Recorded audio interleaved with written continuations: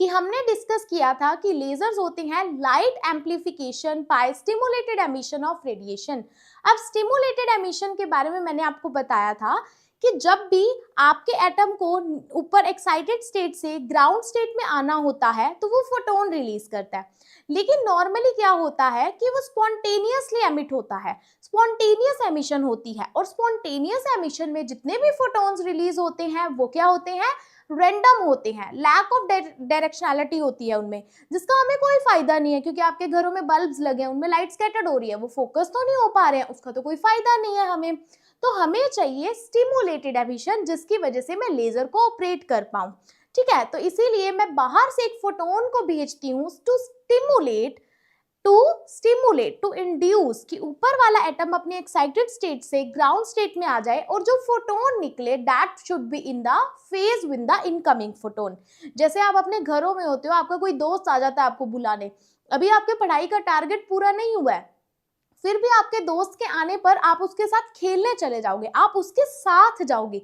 वैसा ही stimulated emission का case है, बाहर से फोटोन आएगा, अभी इलेक्ट्रॉन आना नहीं चाहता स्पॉन्टेनियसली नीचे वाली ग्राउंड स्टेट में, अभी वो स्पॉन्टेनियस एमिशन का टाइम नहीं हुआ, अभी वो आएगा नहीं खुद से, लेकिन बाहर से फोटोन आने पर वो स्पॉन्टेनियस एमिशन का वेट नहीं करेगा। जैसे आप लोग अपने पढ़ाई का टारगेट पूरा होने का वेट नहीं करते हो, अपने फ्रेंड के आने पे उसके साथ चले जाते हो, वैसा ही होगा इस केस में कि आपका जो बाहर से फोटोन आएगा वो आपके आने वाले जो ट्रांजिशन का फोटोन है उसको अपने साथ लेके जाएगा, पैरेलल लेके जाएगा, सेम फेज में सेम फ्रीक्वेंसी के साथ लेके जाएगा, और इसको हम बोलते हैं स्टिमुलेटेड एमिशन।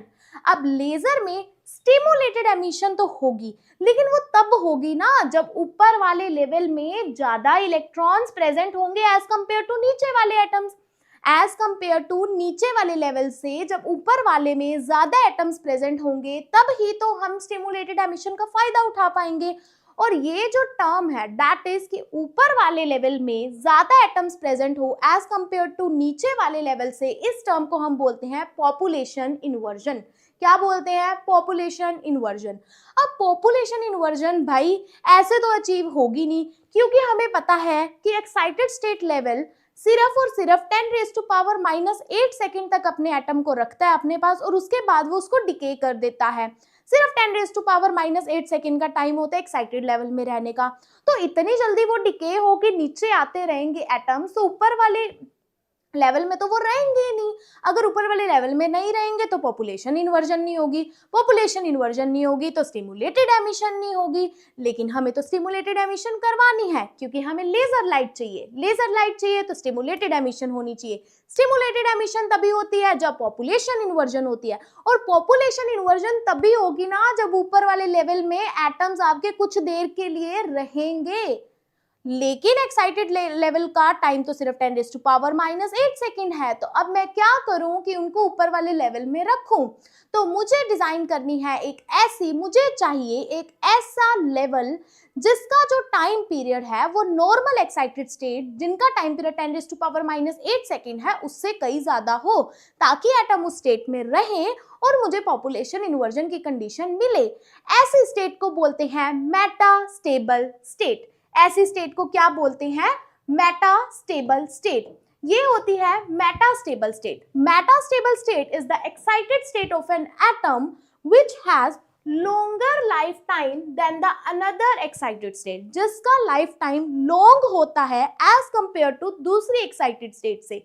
नॉर्मली इसका टाइम पीरियड होता है 10⁻³ सेकेंड। क्योंकि अगर मुझे लेजर एक्शन परफॉर्म करवाना है तो मुझे चाहिए स्टिमुलेटेड एमिशन।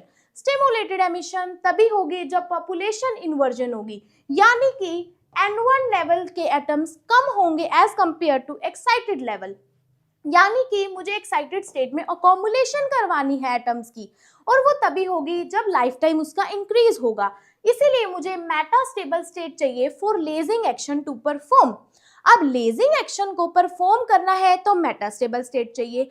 अगर मैं बात करूं two lasing scheme that is the two level laser की, तो उसमें तो एक ग्राउंड स्टेट है, एक एक्साइटेड स्टेट है। ग्राउंड से एक्साइटेड में चले भी जाएंगे तो वो 10⁻⁻8 सेकेंड में नीचे भी आ जाएंगे, उसका कोई फायदा नहीं है।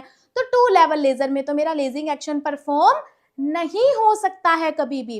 इसीलिए मैं चलती हूँ या तो 3 लेवल पंपिंग स्कीम में या फिर 4 लेवल पंपिंग स्कीम में। या तो मैं बात करूंगी 3 लेवल पंपिंग स्कीम की या मैं बात करूंगी 4 लेवल पंपिंग स्कीम की।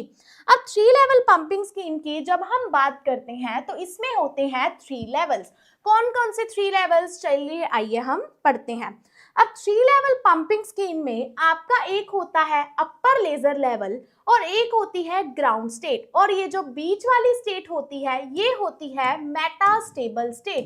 मेटास्टेबल स्टेट यानी कि वो स्टेट जिसमें एटम ज्यादा देर तक रुकेगा, that is for 10⁻³ second at least. Now अब इस मेटास्टेबल स्टेट में क्योंकि वो ज्यादा टाइम तक रुकेगा तो यहाँ पर अकोमुलेशन हो जाएगी, और यहाँ पर अगर अकोमुलेशन हो जाएगी तो मेरी पॉपुलेशन इन्वर्जन की ये जो कंडीशन है वो अचीव हो जाएगी और मैं लेजिंग एक्शन परफॉर्म कर पाऊंगी क्योंकि मैं स्टिमुलेटेड एमिशन कर पाऊंगी। तो एक मेरे पास होता है 3 लेवल पंपिंग स्कीम और इसी तरह से मेरे पास एक होती है 4 level pumping scheme. 4 level pumping scheme में फर्क ये है कि 3 लेवल में ग्राउंड स्टेट ही आपकी लोअर लेजर लेवल होती थी, लेकिन यहाँ पे आपके पास 4 लेवल होते हैं। ये तो आपका अपर एक्साइटेड लेवल है, ये आपकी ग्राउंड स्टेट है, लेकिन ये आपकी मेटास्टेबल स्टेट है और ये है आपका लोअर लेजिंग लेवल। अब इसमें बात जो ध्यान रखनी है वो ये ध्यान रखनी है कि इसमें आपका lower lazing level is not the ground state. इसमें आपका lower lazing level is not the ground state. अब यहीं से तो पता लगता है कि 4 लेवल और 3 लेवल में से कौन सा ज्यादा एफिशिएंट है। यहीं से हमें पता लगता है कि 3 लेवल और 4 लेवल में से कौन सा ज्यादा एफिशिएंट